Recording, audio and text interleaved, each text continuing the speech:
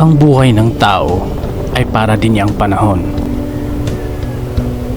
Akala mo palaging masaya, walang problema, at nakukuha mo lahat kung anong gusto mo. Parang panahon na akala mo ay buong araw ay maaraw. Yung akala mo na hindi uulan o babagyo na magiging sagabal sa buong araw mo. Ang importante ay maging handa tayo sa kung anumang mangyayari sa buhay. Maging aware tayo na may hangganan din ng isang bagay. Hindi palaging masaya. Uulitin ko, hindi palaging masaya. Kaya dapat maging matatag tayo at maging handa sa kung anumang dagok na darating sa tamang panahon.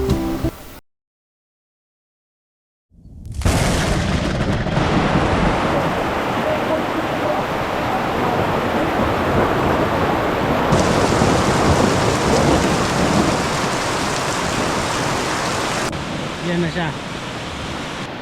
Tapos, andun tayo kanina guys, oh. Yun, dun tayo kanina. Hey guys, welcome to another Laag episode. So, it's a Friday, so di pwede na hindi tayo lalabas. Since okay naman ang panahon, although super init, pero kakayanin natin yan. So before anything else, pasalamatan muna natin si God dahil binigyan tayo ng maayos na pangangatawan para makapasyal at ma-celebrate ang buhay. Tapos shoutout pala sa lahat ng bago nating subscribers sa ating Facebook account, Facebook page, YouTube at TikTok. Yung mga support ninyo guys sa panonood ng videos ko sa Facebook at YouTube at sa pag-follow at pag-subscribe ay malaking tulong sa paggawa pa natin ng marami pang content.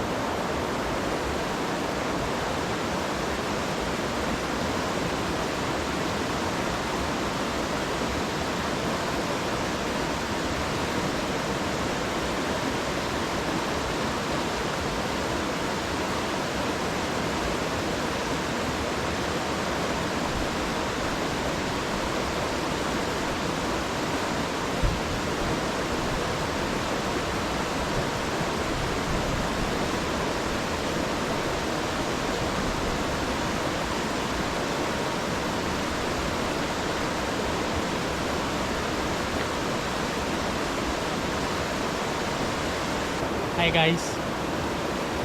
Basta kayong lahat. Dito pala ako ngayon sa Danao, Cebu. So, north part ng Cebu. And hindi ko pa napuntahan tong lugar na to.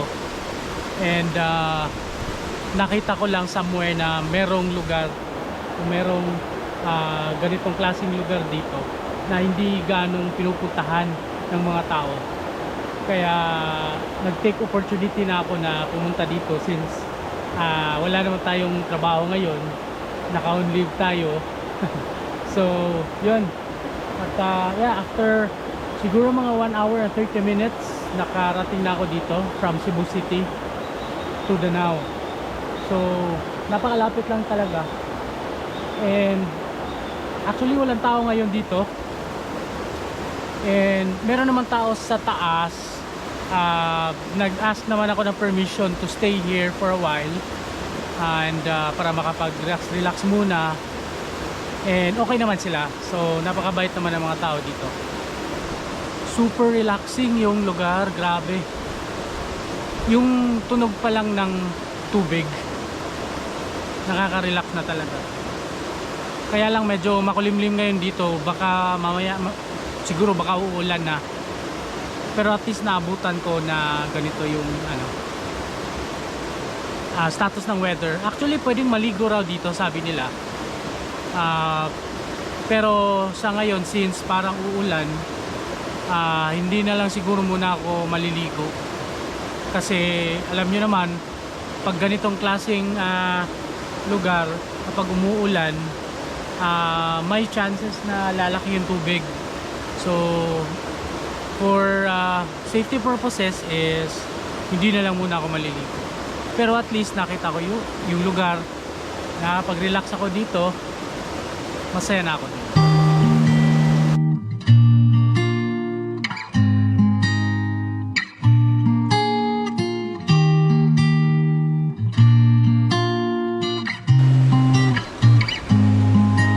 Now because I'm a girl, you need to help me when I'm sad.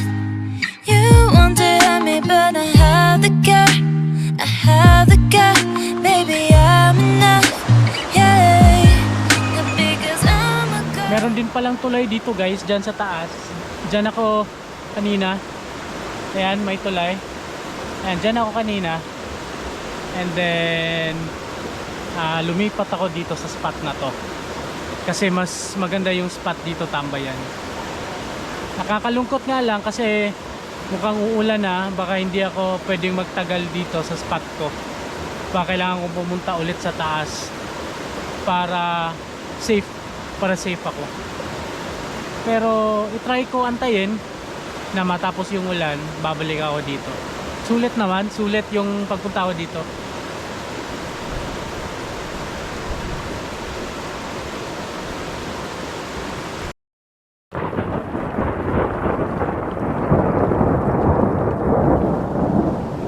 Kailangan nga siguro akong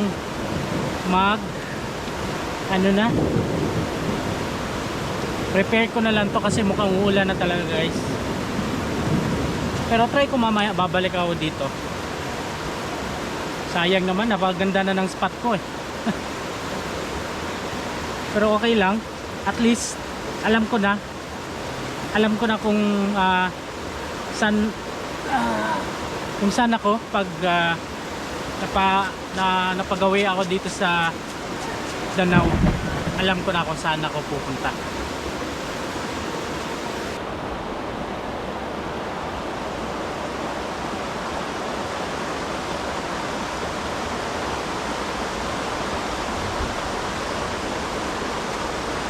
Sayang guys, di ako makaligo. Ayan oh. Ayan, kumukulog na. Umuulan na nga ata. Pero kita nyo naman yung tubig guys. Kanina mas malinis to, mas clear yung water. Ngayon medyo nagpo-brown na. Baka siguro umuulan na talaga sa taas. Saka yung tubig is dadaan na dito. Kaya for my safety, babalik na lang ako doon sa taas. Pero guys, again, kung gusto nyo pumunta dito, ayan, 1 hour 30 minutes from Cebu City to Danao, dito sa ano, malapit lang siya sa Ibo River, no? Maraming spot dito guys na magaganda. Gusto nyo mag-relax. Pero again, make sure na wala kayong lahat ng mga basura ninyo dalhin ninyo guys, no? Huwag ninyong basta-basta itapon dito guys. Kasi dito malinis eh. Walang basura na ano, na parang traces ng mga kumakain, wala. Meron lang dito mga sako, siguro yung mga kumukuha ng mga sand siguro dito, kaya may mga sako dito, pero walang mga basura na pagkain o ano. Pero ganda dito, sayang lang ko nang bumalik doon sa taas, baka maabutan pa ako dito ng ulan.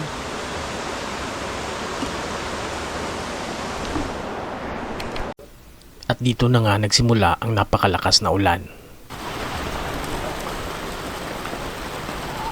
Dito ay naabutan ako ng mga estudyante na magla-lunch din sana sa lugar. Pero lahat kami ngayon ay stranded dito sa maliit na silungan.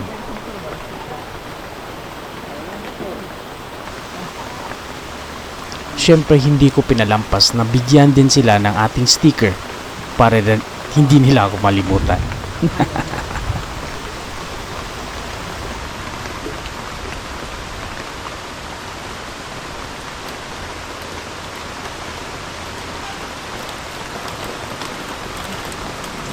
Buti na lang talaga na umalis na ako before umulan.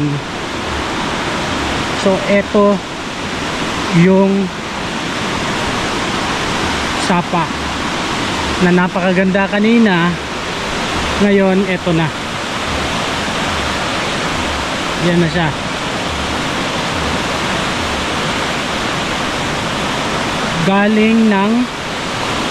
Galing ng bukid, dun sa bukid. Sabi ni Boss Ray, etong mga dumadaan na tubig dito. Ayan, grabe ang lakas. Tapos andun tayo kanina guys, oh yun, dun tayo kanina.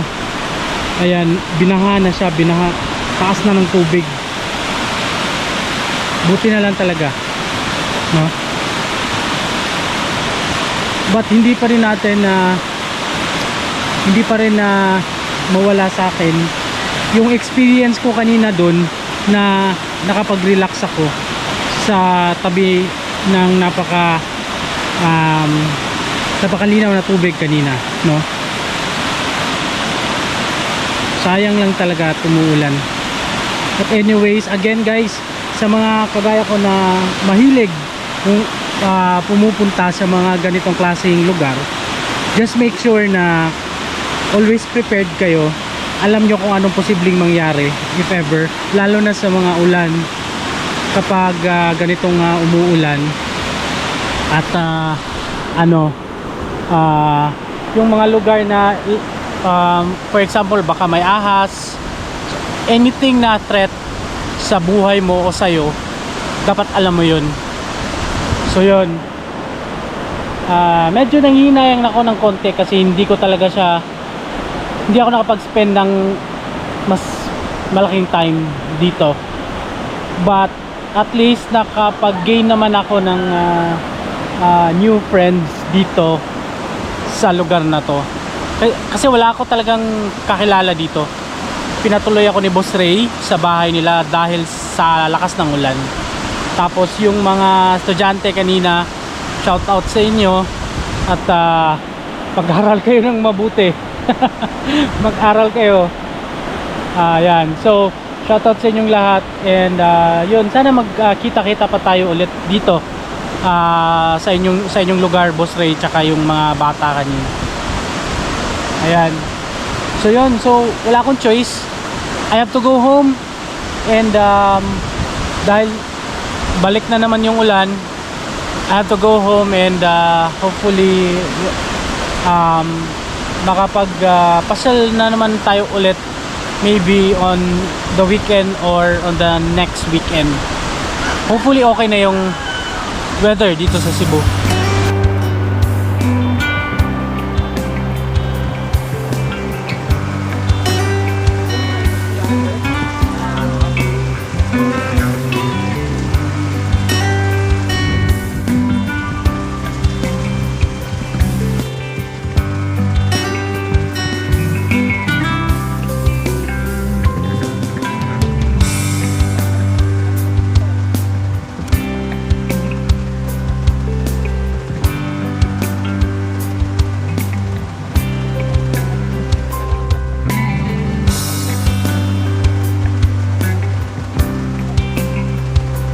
So yun nga, na-stranded ako ngayon dito. Kaya mabuti na lang is pinatuloy ako dito sa isa sa mga nakatira dito, malapit lang.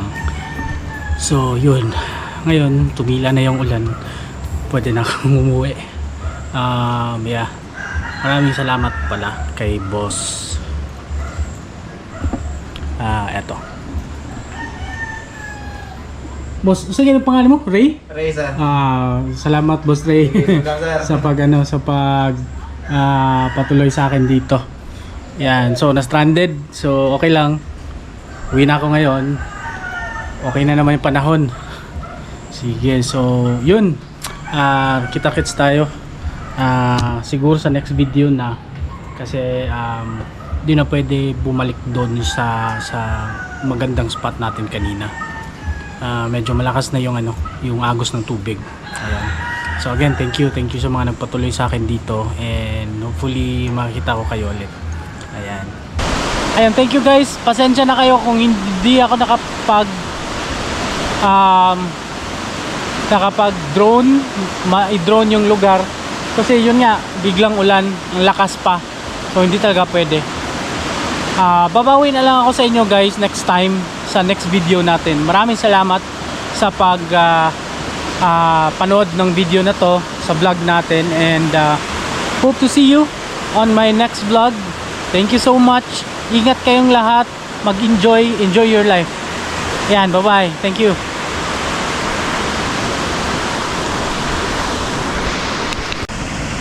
Ang ganda, ang linaw pa ng tubig kanina sa ilog na to. Ngayon, tingnan nyo naman. Ayan, ganyan ka unpredictable talaga, no? Ang nature. Kaya gaano man ito kaganda, kailangan pa rin natin mag-ingat. Ayan, napakalakas niyan yung current ng tubig. So wala, hindi talaga pwede makaligo doon kanina. But anyway, pinakita ko lang naman ang sitwasyon dito ngayon. Ayan, lumabas na yung araw, mainit na, pero yan pa yung resulta nung napakalakas na ulan kanina.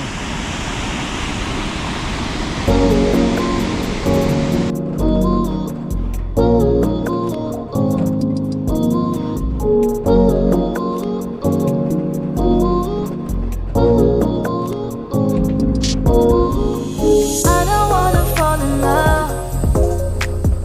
I just wanna have some fun, yeah. I don't wanna fall in love. I just wanna have some fun.